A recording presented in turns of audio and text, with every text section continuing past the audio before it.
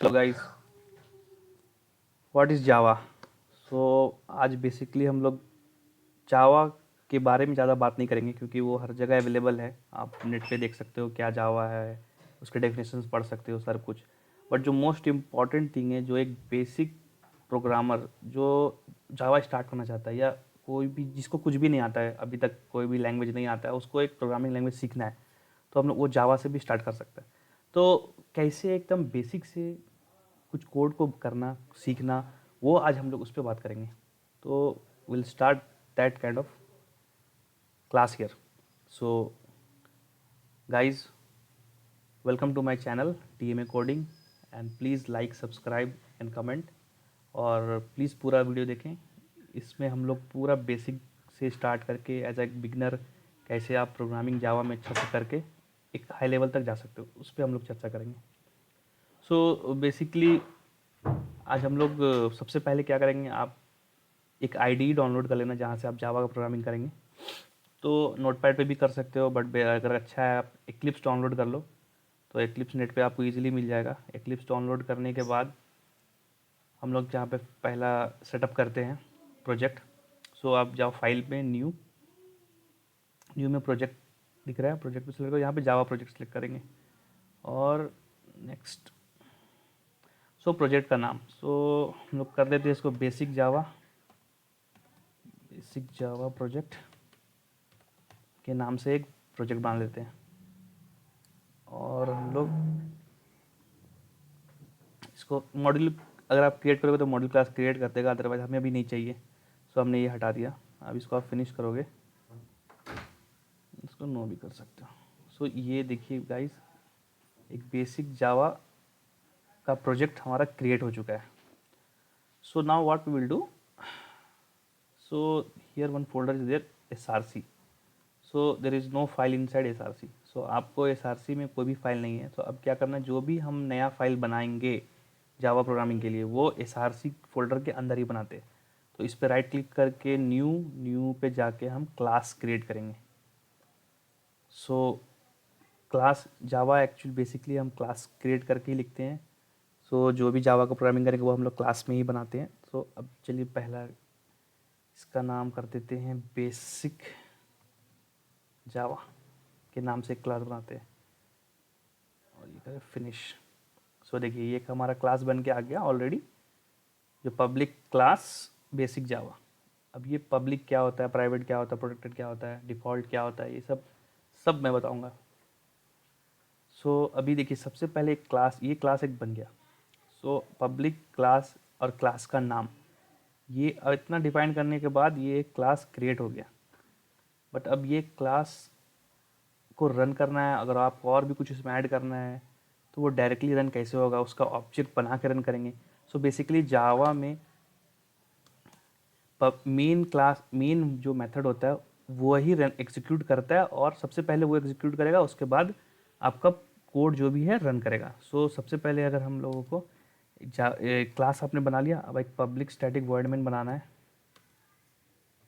Public static void main, ठीक है। ये आपका जो मेन क्लास है public static void main, static void main, ये मैं बताता हूँ अभी होता क्या है। इसके अंदर स्ट्रिंग आर्ग्यूमेंट हम पास कर सकते हैं एरे टाइप का। अब देखिए ये क्या हो गया, ये जावा क्लास एक बन गया हमारा बेसिक जावा क्लास।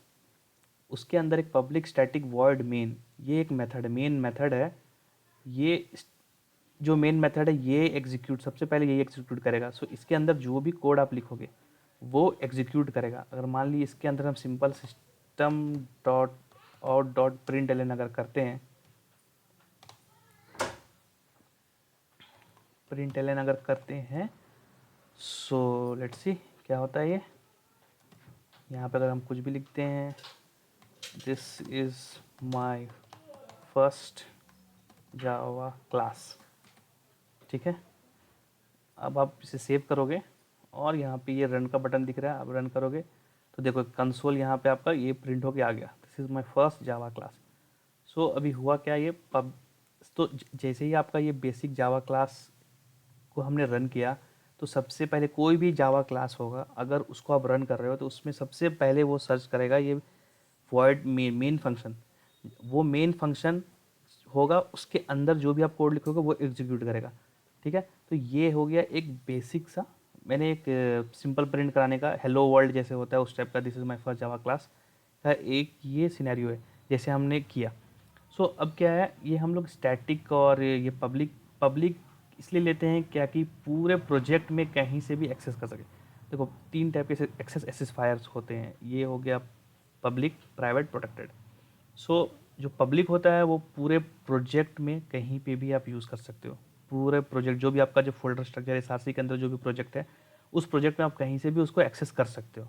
वो हो गया पब्लिक, मतलब समझ लो पब्लिक कैसे होता है, पब्लिक प्रॉपर्टी है, कोई भी आके यूज़ करके जा सकता है। ठीक है, अब आपका हो गया दूसरा प्राइवेट। सो प्राइवेट में क्या होता है कि सबको यूज़ नहीं कर सकता, जिस क्लास के अंदर है सिर्फ वही क्लास ही उसको यूज़ कर पाएगा। सो उसका हम लोग इसका एक एग्जांपल पूरा पढ़ेंगे प्रॉपरली फ्यूचर, अभी फर्दर क्लासेस में, कि प्राइवेट कैसे एक्सेस करता है, प्रोटेक्टेड कैसे एक्सेस करता है। तो अभी हम लोग पब्लिक लेके चल रहे हैं, अगर बाय डिफ़ॉल्ट वाला भी लेके चल सकते हैं। सो ये एक प्रिंट हो गया। सो अगर हम आप कुछ और लॉजिक यहाँ पे लिखना चाहते हैं, सो एग्जांपल आपको एक बेसिक सिंपल सा, अभी मैं एक सिंपल सा प्रोग्राम लिख रहा हूँ सम का, उसको बनाता हूँ, उसके बाद मैं एक्सप्लेन करता हूँ वो कैसे एग्जीक्यूट कर रहा है। वो एक बेसिक सा कोडिंग आपको समझ में आएगा, अच्छा ऐसे जावा में करते हैं, उसके बाद मैं बाकी डिटेल्स पे जाऊँगा। So let's start. So what will do, will create a simple program here only. So एक प्रिंट, ये इसको मैं अभी के लिए डिलीट कर देता हूँ। सो अभी हमारा मेन स्टैटिक मेन के अंदर आ गए। ठीक है, अब हम लोगों को एक वेरिएबल बनाते हैं, इंटीजर टाइप का एक वेरिएबल ए, जिसको हम असाइन कर देते हैं 5 वैल्यू, और एक बनाते हैं बी जिसको असाइन कर देते हैं 7। ठीक है, अब एक और बना लिए इंटीजर सम, इसको इनिशियलाइज कर दी, इसको इनिशियलाइज आप नहीं भी करो, ऐसे भी रख सकते हो। ठीक है, इंटीजर क्या हो गया, ये इंटीजर हो गया आपका वह। सो अब अगर मुझे सम में ए प्लस बी, क्योंकि मुझे प्लस का एक प्रोग्राम बनाना है एडिशन का, so a is equal to 5, b equal to 7। So अगर a sum equal to a plus b means अब ये 5 और 7 को प्लस करके ये सम में वैल्यू स्टोर करेगा। अब मुझे क्या करना है, इसको प्रिंट कराना है सिस्टम। तो प्रिंट करने के लिए system dot out dot print L N, print भी कर सकते हैं, प्रिंट एल एन भी कर सकते हैं। प्रिंट एल एन क्या करता है, नेक्स्ट लाइन पे प्रिंट करेगा, और ये प्रिंट सिर्फ वो प्रिंट करता है। सो अगर ये यहाँ पे हम लोग क्या कर सकते हैं, सिंपल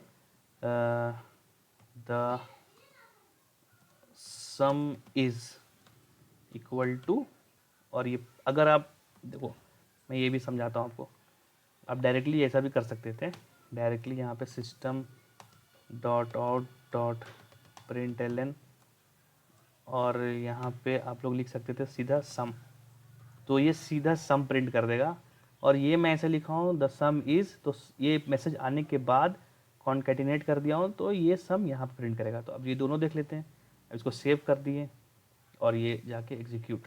सो देखिए फर्स्ट वाला जो प्रिंट हमने कराया था सिंपल डायरेक्ट सम, तो वो 12 आ गया, और the sum is equal to के साथ कराया, यहाँ पे स्पेस दे देंगे तो यहाँ पे भी स्पेस आ जाएगा। फिर से रन कर दो तो देखो ये आ गया।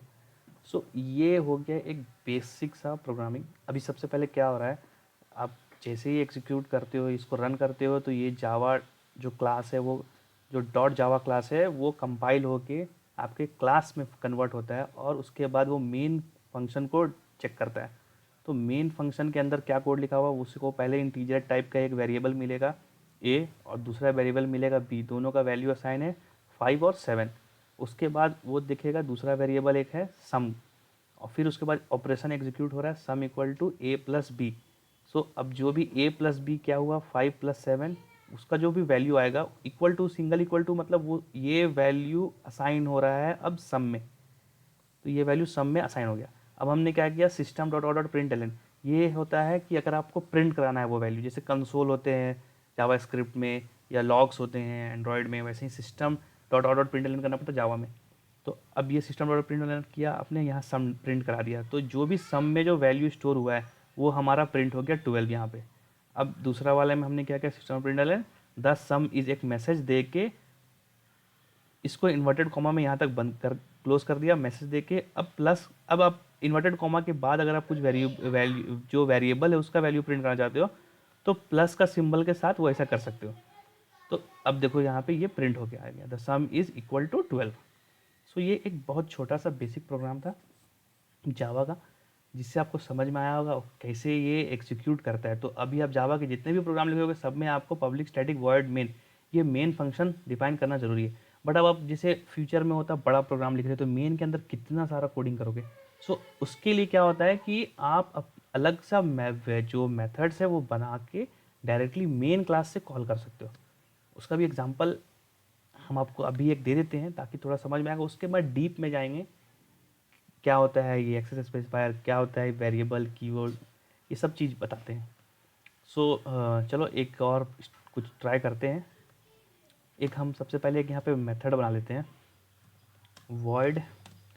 अच्छा अब ये भी चलो मैं बता देता हूँ void एक जो रिटर्न टाइप होता है, जो हम जो मेथड बनाते हैं उसका एक, हर मेथड का एक रिटर्न होता है, क्या रिटर्न करेगा वो मेथड। जैसे ये void, हाँ, बट अगर आप void यूज़ कर रहे हो तो void मतलब वो मेथड कुछ भी रिटर्न नहीं करेगा। तो जैसे अगर मैं एक मेथड बनाता हूँ subtract, नहीं चलो subtract का एक मेथड मैंने बना दिया जिसमें एक इंटीजर टाइप का वेरिएबल आएगा और दूसरा भी एक इंटीजर टाइप का ही वेरिएबल आएगा। इसमें दो वेरिएबल्स आएंगे इंटीजर टाइप के। बट देखो अब ये कह रहा है, एरर दे रहा है ना, return type of the method is missing. So अब रिटर्न टाइप क्या हो सकता है, या इधर आप रिटर्न करा लो इससे वैल्यू, या आपको अगर कुछ भी रिटर्न नहीं कराना है डायरेक्ट उसके अंदर ही आपका सारा काम करना है तो आप उसके लिए वॉइड यूज़ कर सकते हो। वॉइड मतलब आपको कोई भी रिटर्न टाइप वैल्यू मतलब कुछ भी रिटर्न नहीं करेगा। तो सीधा आप वॉइड अगर देते हो तो रिटर्न करने का अब ज़रूरत नहीं है कुछ भी। सो आप सिंपली यहाँ पे करोगे। अदरवाइज़ अगर आप जैसे यहाँ पे इंटीजर टाइप कर दिए तो आपको यहाँ रिटर्न में इंटीजर कराना पड़ेगा, रिटर्न और ज़ीरो ज़ीरो जैसे नम हो गया, या आप कुछ भी इंटीजर टाइप रिटर्न करा सकते हो। सो ये सब हम लोग पढ़ेंगे धीरे धीरे, अभी हम वॉइड से चल रहे हैं। सो सब्ट्रैक्ट हमने ए और बी का एक फंक्शन बना लिया। अब एक मेथड भी बोल सकते हैं, फंक्शन भी बोल सकते हो आप। तो अब क्या करेंगे, एक और इंटीजर वेरिएबल बना लो इसके अंदर, int result equal to A minus B. तो अभी अच्छा चलो मैं इसको ही बताता हूँ आपको। अब यहाँ पे हम system dot out dot print L N ये करा देते हैं और हम लोग यहाँ पे लिख देते हैं रिजल्ट आफ्टर सब्ट्रैक्ट, ऐसा लिख देते हैं, result after subtraction equal to, यहाँ पे रिजल्ट को प्रिंट कर यहाँ पे हमने करा दिया। ठीक है। सो ये एक छोटा सा, इसको आप क्या बोलेंगे, ये तो हमारा एक क्लास है पूरा बेसिक जावा जो है, ये यहाँ से यहाँ तक एक क्लास है। अब इस क्लास के अंदर हम क्या बना रहे हैं ये भी एक हमारा मेथड है और ये भी एक हमारा मेथड है। बट ये क्यों एग्जीक्यूट करेगा, क्योंकि ये मेन मेथड है, हमने मेन नाम से डिफाइन किया। और ये हमने एक सब्ट्रैक्ट का अपना पर्सनल मेथड बनाया सब्ट्रैक्टर। ठीक है। तो इसके अंदर क्या हो रहा है, एक वेरिएबल टाइप, दो वेरिएबल टाइप ले रहे हैं, दोनों इंटीजर टाइप हो रहेगा, ए और बी वैल्यू जिसके अंदर आएगा। और एक हमने इंटीजर बना दिया रिजल्ट। रिजल्ट में हमने क्या किया, ए माइनस बी, तो जो भी ए का वैल्यू आएगा, मान ली 10 और बी 5, तो 10 माइनस 5 5, तो रिजल्ट के अंदर आया 5 और सिस्टम प्रिंट रन करा रहे हैं रिजल्ट को। सो अब लेकिन ये एग्जीक्यूट कैसे करेगा, अब देखो हमने तो ये कर दिया, अब हम इसको रन करके देखते हैं क्या ये एग्जीक्यूट करता भी है। देखो नहीं आया, कुछ भी प्रिंट नहीं हुआ ये वाला, क्यों, क्योंकि ये हमने बस बना के रखा है, अभी ये कहीं से कॉल नहीं हो रहा है। सो अब कहाँ से कॉल होगा, ये कॉल जो है हमें मेन मेथड से ही कराना है। सो इसके बाद अगर हम इसे कॉल कराते हैं, सब्ट्रैक्ट, ये मेथड का नाम था हमारा, और इसके अंदर हम 2 इंटीजर वैल्यू पास कर देंगे। एक हम पास कर देते हैं पहले 8 और 4, ये 2 हम पास कर दिए। बट देखो आप देख सकते हो यहाँ पे एरर दे रहा है। तो ये क्या एरर है? ये कह रहा है cannot make a static reference to the non static method. ठीक है, तो बेसिकली क्या हो गया, ये एक्चुअली इसको एक्सेस कर नहीं पा रहा है। तो क्योंकि ये मेन मेथड है और ये इसके स्कोप से अलग है। सो अब हम लोग क्या करेंगे यहाँ पे, इसको हम लोग करने के लिए पहले हमें एक ये बेसिक जावा का ऑब्जेक्ट बनाना पड़ेगा। सो अब ये ऑब्जेक्ट क्या होता है ये भी मैं आपको बताऊंगा। Basic Java equal to new basic Java. ठीक है, ये क्या हो गया, ये हमारा इस क्लास का ऑब्जेक्ट इसके अंदर आ गया। पूरा रेफरेंस ऑफ ये क्लास का अब रेफरेंस हमें जावा में मिल गया। तो अब जावा के अंदर ये है, तो हम इसको एक्सेस कर सकते हैं कैसे, डॉट लगा के। तो ऐसे करेंगे जावा डॉट, देखो यहाँ पे आएगा सबट्रैक्ट, आने लगा ना नीचे ये मेथड। अब यहाँ पे हमें क्या डालना है, 8,5 मान लिए हमने, ये डाल दिया। अब ये हटाओ, ये तो ऐसे एक्सेस करेगा ये। ठीक है, अब हम इसे करेंगे सेव और रन।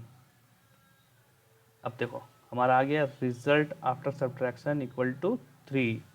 सो अब ये क्या हो रहा है, ये जो है इसको डायरेक्टली एक्सेस कर रहा है।